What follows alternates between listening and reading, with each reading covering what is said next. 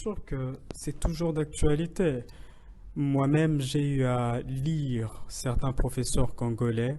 J'en ai même rencontré d'autres qui avaient émis des idées forces sur la nécessité pour notre pays d'avoir un marché boursier.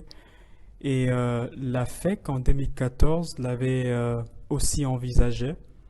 Cependant, tous ont trouvé que ce n'était pas le moment parce que il y avait encore beaucoup d'obstacles à surmonter, beaucoup de défis à relever, notamment les infrastructures de communication, les infrastructures législatives et administratives, aussi réglementaires. Donc, ils se sont dit, ben voilà, actuellement, il n'est vraiment pas important que nous puissions nous dire que nous pouvons nous doter d'un tel marché boursier. Et donc la question est même jusqu'à présent est toujours d'actualité.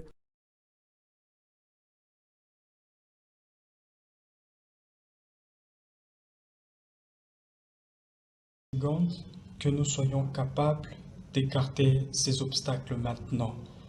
Non, je ne le pense pas.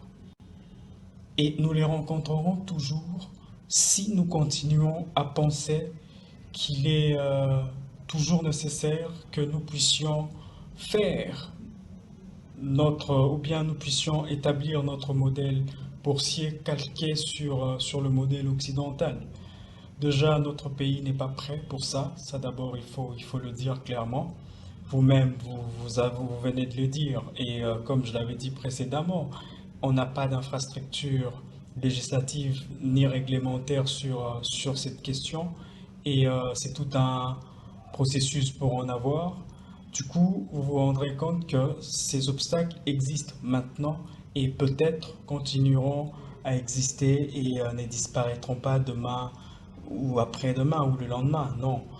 Cependant, nous devons prendre, pas les sens inverses, mais nous devons prendre une autre route, un autre chemin pour que nous arrivions à doter de notre pays d'un marché boursier. Je pense que nous devons concevoir un modèle qui prend en compte de toutes ces situations, un modèle qui s'adapte à la situation socio-économique, législative, si je peux le dire ainsi, de notre pays. Sinon, nous n'allons pas y arriver. Voilà pourquoi vous avez raison, nous avons créé la bourse de Kinshasa, une bourse qui tient compte de toutes ces situations. Déjà, la bourse de Kinshasa tient compte de la situation actuelle de notre pays, de la situation actuelle de nos entreprises, des exigences de nos entrepreneurs, bien sûr avec une porte d'ouverture vers son évolution selon les étapes qu'il aura à franchir. Alors voilà, c'est ça. Et déjà, dans les jours à venir, nous allons commencer à coter les premières entreprises congolaises en bourse ou à la bourse de Kinshasa. Et cela va vraiment être une très grande évolution dans les marchés financiers de notre pays.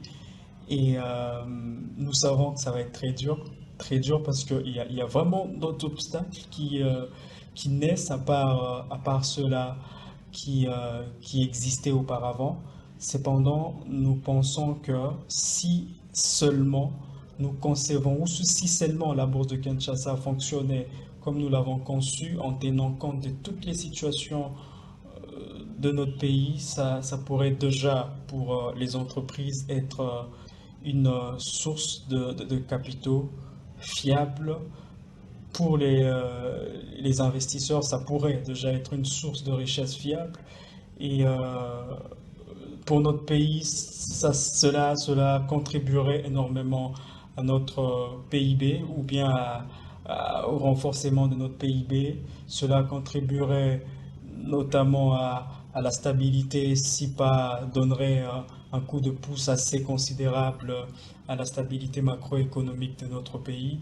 Et donc, oui, la bourse de Kinshasa, nous l'avons créée. Cependant, les obstacles ne sont pas écartés, mais cette bourse s'adapte à la situation socio-économique de notre pays et aussi a vraiment de portes d'ouverture vers son évolution selon euh, selon, selon les nouvelles situations qu'elle sera en train de rencontrer. Alors je pense que commencer, c'était les plus durs. Nous avons commencé et attendons voir ce que ça va donner et aussi mettons cette volonté de vouloir perfectionner les choses.